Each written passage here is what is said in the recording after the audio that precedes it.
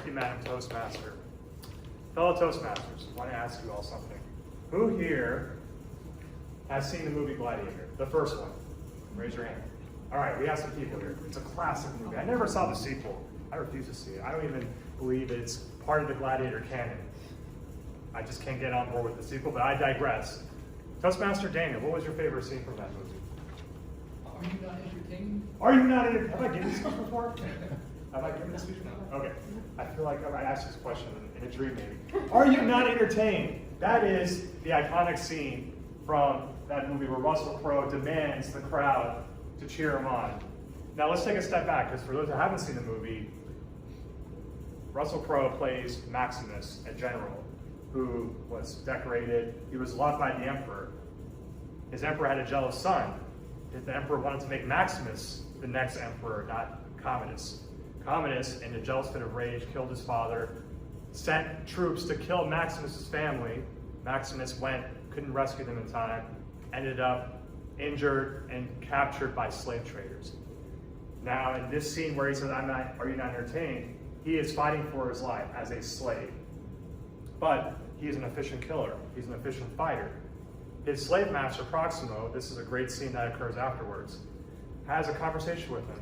He says, what do you want, Maximus? He says, well, I want to meet the emperor.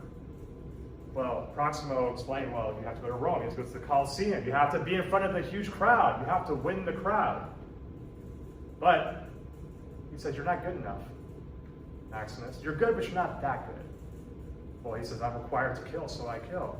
And Proximo says something very important. He said, well, he used to be a gladiator. He fought, and he won his freedom from the previous emperor. And he said, I wasn't the best because I killed quickly or I was the best fighter. I was the best because the crowd loved me.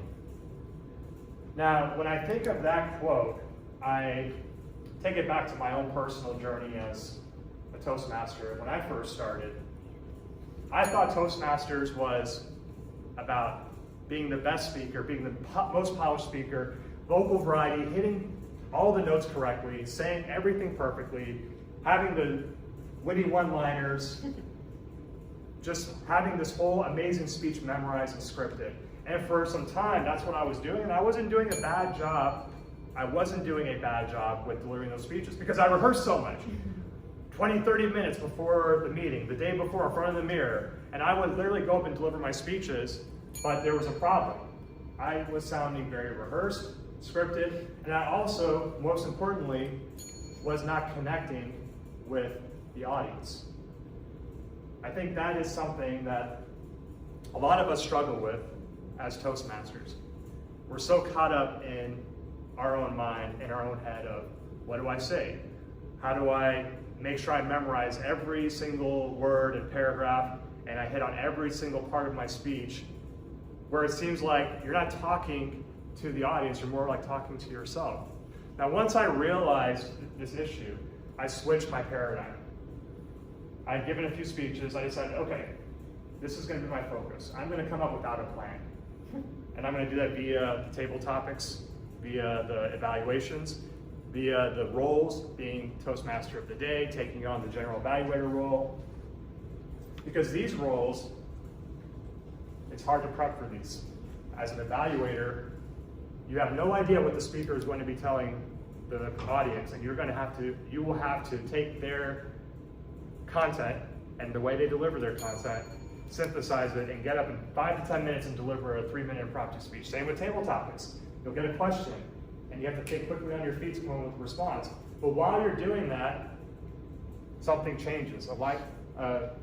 Your mind shifts. Your mind starts shifting towards, well, I don't know what I'm going to say, so I might as well just think of something.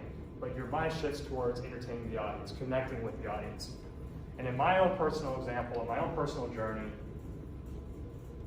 I started seeing the change where I was making better eye contact with everyone. I was asking questions to the audience. Dana, what did you think of Gladiator? My body language opened up because that weight, that albatross of what do I say, I didn't memorize this, was gone. What can I impart on you, my fellow Toastmasters, to help you along your journey? What what tips and tricks can I share with all of you? Well, let's start with this. It's not easy. It takes a lot of practice. Repetitions. Get in the habit of speaking every week and taking on an active role, and also challenging yourself to take on impromptu roles. Don't feel like you have to give a prepared speech every week. It's a great delivery. It's a great format. The real magic is in the impromptu speaking. Believe me, I didn't practice for this speech at all. I'm being quiet. I've given this speech before, maybe 3 weeks ago, but I came here today and I said I'm not going to practice for it, because the real magic is I'm talking to you like I'm talking to my friends.